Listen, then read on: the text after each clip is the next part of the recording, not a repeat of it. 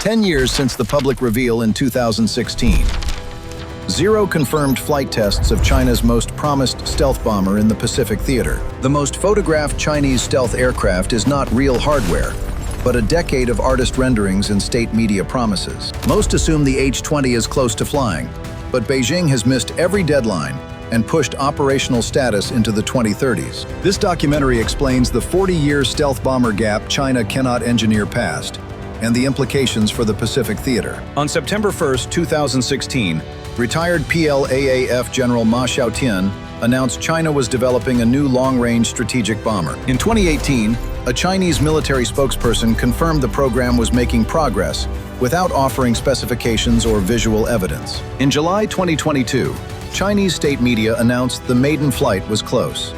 The flight has stayed close for 4 years. In March 2024, PLAAF Deputy Commander Wang Wei stated the H-20 reveal was imminent during congressional testimony. That prediction faded.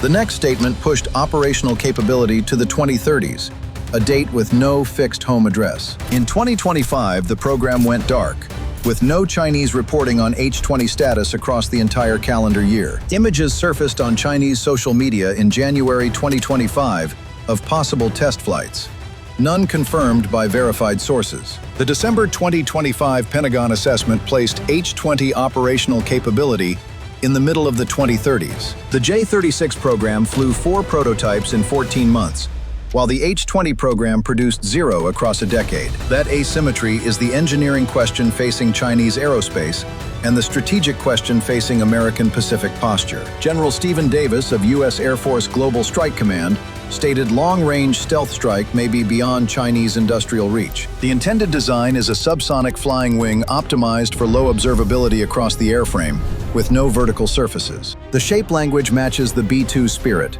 with Western analysts classifying the H-20 as a B-2-inspired stealth bomber. Expected combat radius reaches 8,500 kilometers per Pentagon estimates, covering most of the Western Pacific theater. Payload capacity is at least 10 metric tons, matching the American B-2 Spirit at full operational weight class. The H-20 is intended as nuclear-capable, completing the Chinese strategic triad alongside ballistic submarines and intercontinental missiles. Internal weapons bays would carry cruise missiles and standoff weapons, with external pylons excluded by stealth design philosophy. Chinese state media described the H-20 as a platform purpose-built to break first and second island chains across the Pacific theater. That mission profile means strategic strike beyond Guam, plus intercontinental nuclear delivery and direct homeland threat from standoff range. The PLAAF still relies on the H-6 bomber, a license-built copy of the Soviet Tu-16 designed in the 1950s. H-6 is not stealth and cannot reach across the Pacific, while H-20 is intended as China's first strategic bomber. The engine question is unresolved.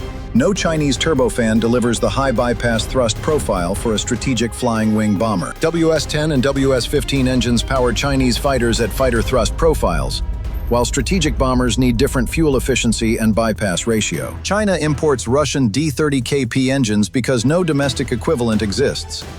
The future peer competitor relies on Russian spare parts. A flying wing bomber needs exhaust suppression plus infrared masking and shielded intakes, none currently in Chinese serial production. Without that propulsion package, the platform misses stealth range and signature targets, making the engine bottleneck the deepest unresolved problem. To understand the 40-year stealth gap that defines this entire program, subscribe before we move into the engineering reality.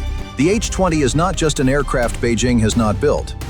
It is 40 years of stealth knowledge Beijing cannot import. American stealth flight began in June 1981 with F-117 Nighthawk, while China operated second-generation MiG-21 fighters. The B-2 Spirit followed in 1989, with Northrop building 21 airframes designed to penetrate the Soviet air defense network. The B-2 has flown combat missions across 6 theaters since 1999.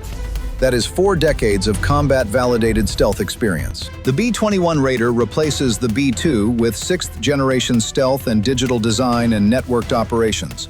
Deliveries already underway. Beijing is 40 years behind on stealth bombers.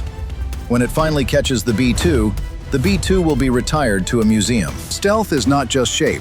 Radar absorbent coatings require climate-controlled hangars, specialized chemicals, and post-mission inspection. The American B-2 fleet sustains those coatings through decades of accumulated maintenance and supplier networks no other country has built. Stealth survival is software discipline.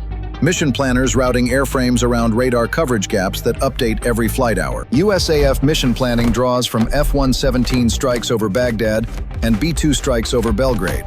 China has no equivalent. The PLAAF has not fought an air war since the 1979 border conflict with Vietnam. 47 years without combat operations. Strategic bombing requires ground crews, intelligence analysts, satellite teams, and tanker pilots, all trained through repeated combat sorties. China lags in aerial refueling, the operational backbone that turns any strategic bomber into an intercontinental strike platform. That is the engineering reality. Beijing can build a stealth-shaped airframe, but cannot yet build the matching operational ecosystem. None of that means the H-20 will not fly, but it will arrive without the full operational combat stack the B-2 carries. Even partial H-20 capability changes the Pacific, since a working stealth bomber gives Beijing nuclear delivery beyond submarine and ICBM constraints. That completes the Chinese nuclear triad for the first time in PLA history, with submarines, missiles, and bombers as one strategic system. With tanker support, the H-20 reaches Hawaii from Chinese mainland bases, with Alaska falling inside operational range without refueling. In July 2024, 2 Chinese H-6 bombers flew through international airspace near Alaska on joint patrol with Russian aircraft. Replace H-6 bombers with stealth H-20 platforms, and the same patrol becomes invisible to American early warning radar coverage. Cruise missile launch from H-20 weapons bays projects strike capability across the western continental United States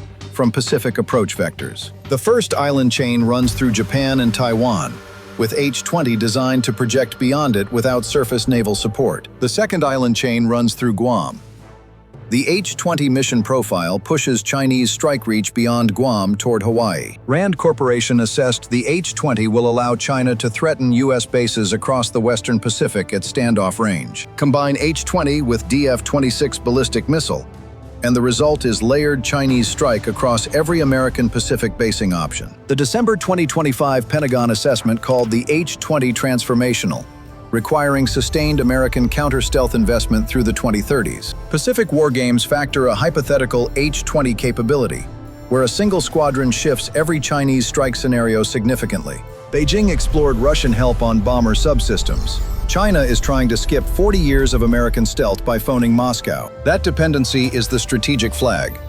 China cannot fully indigenize a stealth bomber without partnership or partner, without ceding control. The strategic implications scale outward. The H-20 will change the Pacific the moment it flies.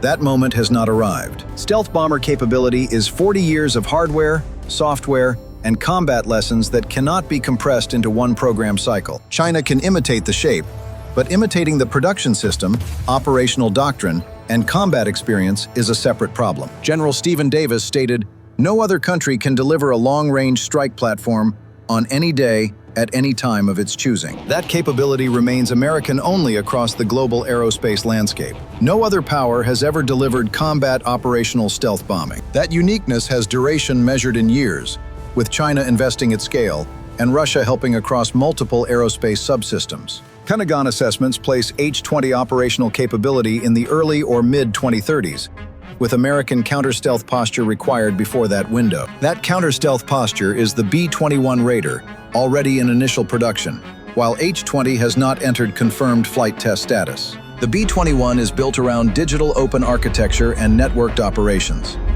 The H-20 is built around shape and aspiration. 2 doctrines for stealth bombing exist on paper, one built on combat experience and one built on imported design language. Whether the Chinese architecture executes under operational pressure is the open question across Pacific aerospace for the next decade. The fighter sprinted.